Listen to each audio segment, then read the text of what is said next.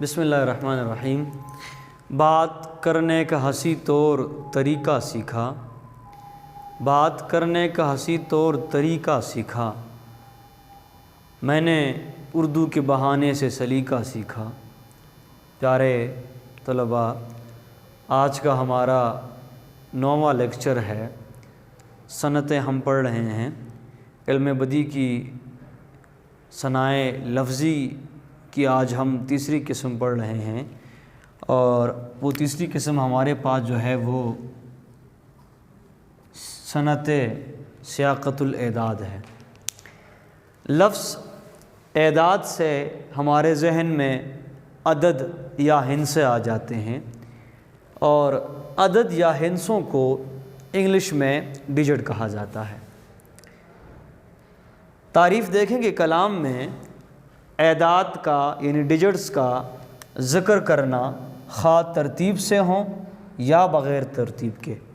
کہنے کا مطلب یہ ہے کہ کلام میں شعر میں ڈیجٹس کا ہندسوں کا ذکر کرنا، چاہے وہ ترتیب وار ہو یعنی 2 2 4 ہے یا 3 3 6 ہے، یا پھر بغیر ترتیب کے ہوں، تو اسے ہم کیا کہتے ہیں؟ صنعت سیاقت الاعداد۔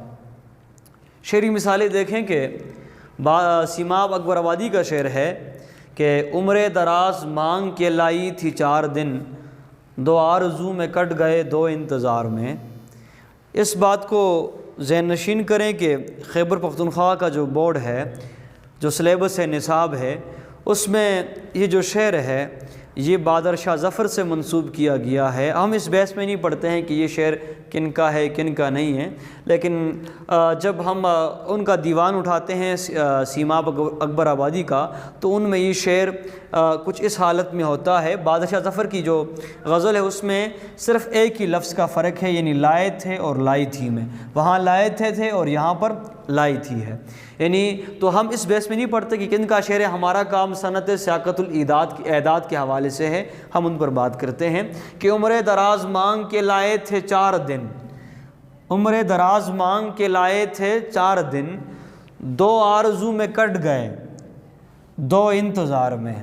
تو ہمارے پاس پہلے مصرعے میں لفظ 4 ہندسے کا نام ہے، اور پھر 2 اور 2، یہ 2 2 اور 4 یہ ہندسے ہیں۔ یعنی اس ہندسوں کے ذریعے سے یا اعداد کے ذریعے سے شعر میں خوبصورتی پیدا ہو گئی ہے۔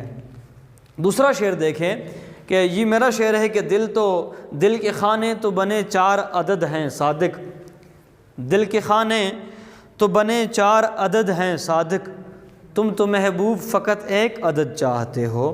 تو یہاں پر بھی دیکھیں کہ یہاں پر 4 ہے لفظ، اور پھر یہاں پر لفظ جو ہے وہ 1 ہے، تو اس میں بھی جو ہے ہندسیں جو ہے یا ڈیجٹس بیچ میں جو ہے وہ استعمال شعر میں جو ہے وہ استعمال کیے گئے ہیں۔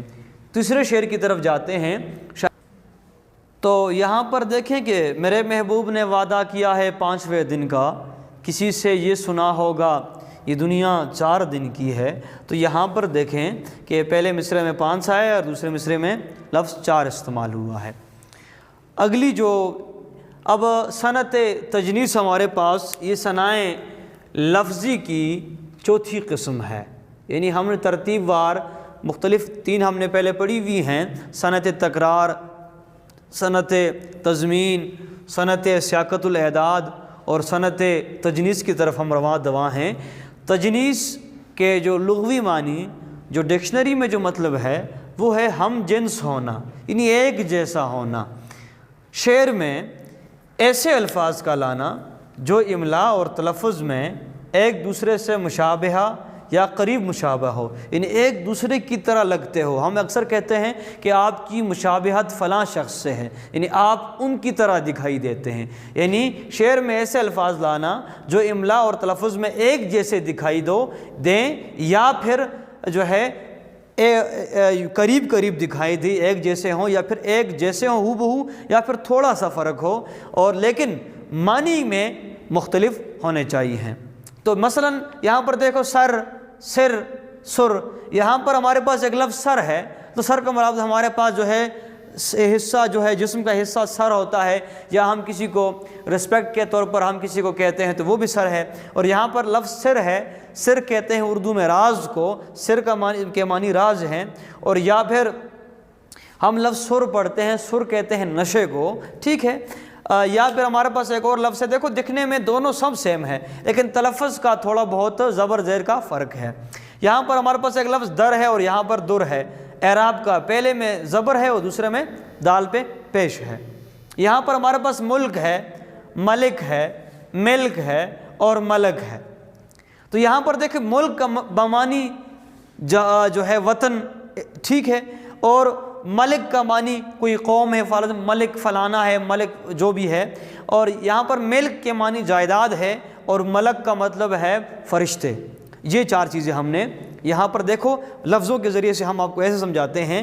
یا پھر خلوت ہے، جلوت میں صرف خا اور جیم کے نقطوں کا فرق ہے، باقی دکھنے میں بالکل سیم دکھائی دیتے ہیں، یا پھر جدائی ہے اور یا پھر خدائی ہے، دکھنے میں بالکل سیم لگتے ہیں۔ تو یہ ہم نے صنعت تجنیس کے جو ہے مثالیں جو ہے ہم اشعار میں پڑھیں گے، اس کی بہت ساری اقسام ہیں، ان میں سے پہلی ہمارے پاس جو قسم ہے وہ ہمارے پاس تو تجنیس صنعت تجنیس کی بہت ساری اقسام ہیں، ان میں سے ایک قسم ہے ہمارے پاس صنعت تجنیس تام ہے۔ تجنیس کا تو ہم نے مطلب پڑھ لیا، اور تام کا مطلب ہوتا ہے جو ہے ہم کہتے ہیں مکمل، اس طرح ہم کہتے ہیں مرکب تام اور مرکب ناقص ہم کہتے ہیں۔ اسی طرح یہاں پر تام سے مراد وہ ہے کہ ایسے الفاظ لانا جو حروف اور اعراب کے لحاظ سے بالکل یکساں ہوں، بالکل ایک جیسے ہوں، مگر معنی کے لحاظ سے مختلف ہوں۔ حروف اور اعراب کے حوالے سے بالکل ایک ہو لیکن معنی کے حوالے سے ان میں تھوڑا بہت جو ہے معنی کے حوالے سے فرق ہو، تھوڑا بہت نہیں فرق ہو۔ اب دیکھیں، چمن پہ کس نے الہی نگاہ ڈالی آج، کہ کھل کھلاتی ہے گل کی ہر ایک ڈالی آج۔ چمن پہ کس نے الہی نگاہ ڈالی آج، کہ کھل کھلاتی ہے گل کی ہر ایک ڈالی آج۔ یہاں پر بھی لفظ ڈالی ہے اور نیچے بھی جو ہے وہ لفظ ڈالی ہے، یہ لفظ اور یہ، لیکن ڈالی کا معنی ہم اس مصرے یا جملے کے مطابق ہم اس کی معنی لیتے ہیں۔ یہاں پر دیکھو نگاہ ڈالنا مطلب کسی چیز پر نظر ڈالنا، کسی چیز کو دیکھنا، لیکن یہاں پر ہر ایک ڈالی سے مراد یہاں پر ہم کہتے ہیں پھول کی ڈالی، درخت کی ڈالی، یا ہم ٹہنی بھی اس کو ہم کہہ سکتے ہیں، تو کہ کھل کھلاتی ہے گل کی ہر ایک ڈالی آج۔ تو شعر کے پہلے مصرے میں نگاہ ڈالی میں ڈالی بمانی دیکھنا یا کسی چیز پر نظر رکھنا، اور دوسرے میں ڈالی سے مراد پھول کی ٹہنی ہے۔ اگلے شعر کی طرف جاتے ہیں۔ کہا دل نے میرے دیکھی جو وہ مانگ، کہ ہے یہ رات آدھی کچھ دعا مانگ۔ کہا دل نے میرے دیکھی جو وہ مانگ، کہ ہے یہ رات آدھی کچھ دعا مانگ۔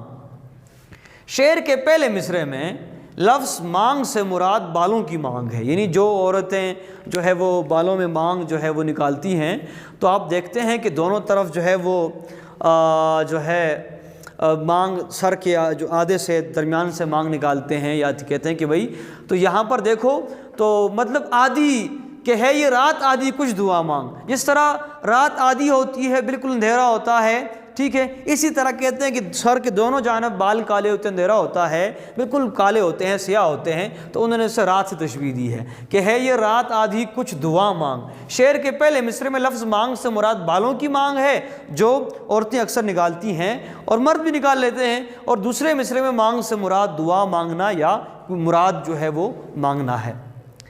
یہ شعر دیکھیں کہ سب سہیں گے ہم اگر لاکھ برائی ہوگی، سب سہیں گے ہم اگر لاکھ برائی ہوگی، پر کہیں آنکھ لڑائی تو لڑائی ہوگی، یعنی سب سہیں گے، سب ہم برداشت کریں گے، ہم اگر لاکھ برائی ہوگی، لاکھ برائی ہو ہم پھر برداشت کریں گے، پر کہیں آنکھ لڑائی تو لڑائی ہوگی، لیکن اگر کہیں آنکھ آپ نے لڑائی تو پھر کیا ہوگا، پھر لڑائی ہوگی۔ شعر کی تشریح کی طرف ہم نہیں جاتے ہیں، ہم اس آنکھ لڑائی اور اس لڑائی پر بات کرتے ہیں۔